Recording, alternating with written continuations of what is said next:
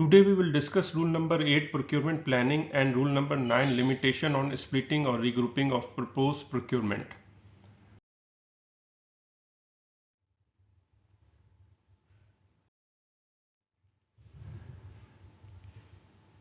अच्छा, इस रूल में ये है कि with in 1 year of commitment of these rules का means public procurement rules 2004. The procuring agency shall devise a mechanism for planning in detail for determining procuring agency's requirement within its available resources, delivery time or completion date and benefits to procuring agency.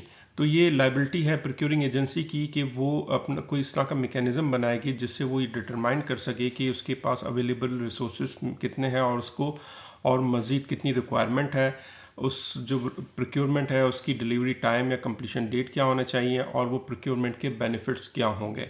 तो ये इसमें word shall has been use, तो there by meaning that it is obligatory for the procuring agency.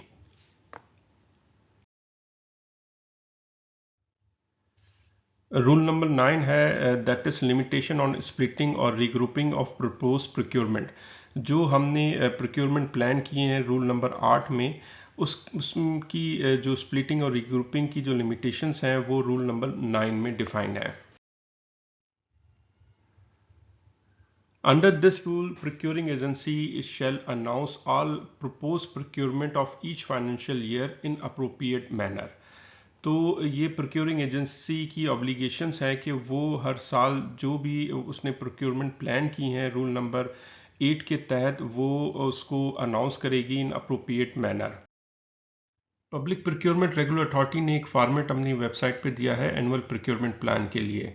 तो उसमें 7-8 column हैं जिसमें name of procurement है, estimated cost है, प्रोक्योरमेंट मेथड है, 5वें में टेंटेटिव प्रोक्योरमेंट नोटिस पब्लिकेशन है, tentative date of award, tentative date of completion और फाइनल रिमार्क्स। तो ये 7-8 कॉलम है। इसके तहत अब जो फॉर्मेट है इसके तहत अब आपने एनुअल प्रोक्योरमेंट प्लान अनाउंस करना है अपनी पिपरा की वेबसाइट पर भी और अपनी जो ऑर्गेनाइजेशन की वेबसाइट है उस पर भी। This rules further says that procuring agency shall proceed accordingly without splitting or regrouping of procurement so planned. तो इस रूल में फर्दर ये बहुत अहम है, प्रोक्योरिंग एजेंसी ने जो प्लान की हैं प्रोक्योरमेंट को वो उसको ना स्प्लिट कर सकता है ना वो रिग्रुप कर सकता है। So you need to proceed with procurement without splitting and regrouping.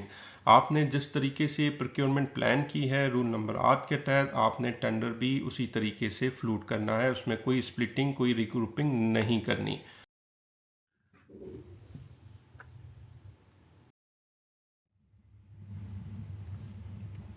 Annual requirement would be advertised on authority website and procuring agencies website if available.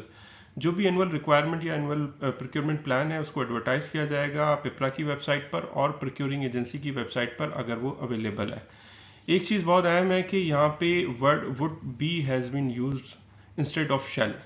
जो वर्ड है वो वुड बी यूज़ हुआ हुआ, शेल यूज़ नहीं हुआ हुआ, जैसे बाकी केसों में शेल यूज़ हुआ हुआ है। लेकिन बहरहाल प्रोक्योरिंग एजेंसी को जो एनुअल प्रोक्योरमेंट प्लान है उसको एडवर्टाइज करना है अथॉरिटी की वेबसाइट पर as well as procuring agency की वेबसाइट पर।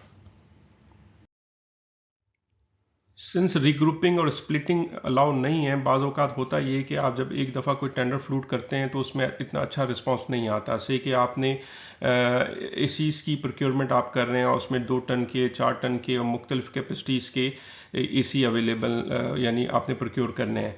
तो ज़ाहिर है जो मार्केट में वेंडर अवेलेबल हैं वो हो सकता है किसी के पास 2 टन हो तो 4 टन ना हो, या सिमिलरली आपने मैकेनिकल और इलेक्ट्रिकल पार्ट का एक ही दफ़ा एक कंबाइंड टेंडर कर दिया है, उसको प्लान इस तरह कर दिया है तो आपको वो रिस्पॉन्स ही नहीं आ रहा।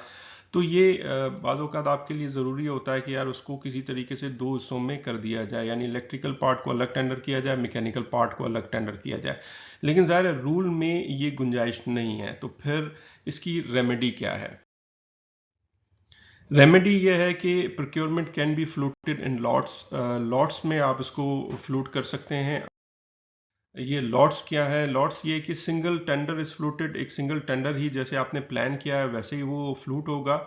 However BOQ is divided into parts on lots. जो बीओक्यू है उस टेंडर का, उसको वो पार्ट्स, एक से ज़्यादा पार्ट्स में या लॉट्स में उसको डिवाइड कर दिया जाता है। And bidder can participate in one part और लॉट और more than one lot. Bidder को ये इजाज़त है वो किसी एक में पार्टिसिपेट करे या रेट कोट करे या सब में कोट करे। तो इस तरीके से हम जो है वो जो एक लिमिटेशंस हैं उसको हम एड्रेस कर सकते हैं।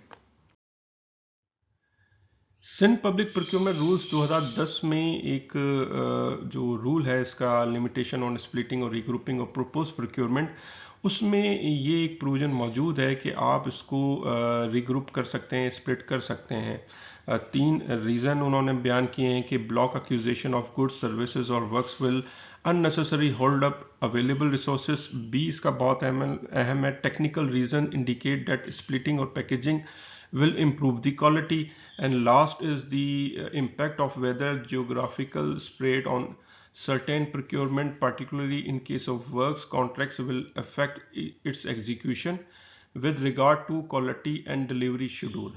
तो सिंध पब्लिक प्रोक्योरमेंट रूल्स में ये लिबर्टी मौजूद है कि आपने जो भी प्रोक्योरमेंट प्लान की है उसमें उसको आप स्प्लिट या रिग्रुप कर सकते हैं इन तीन रीजंस को।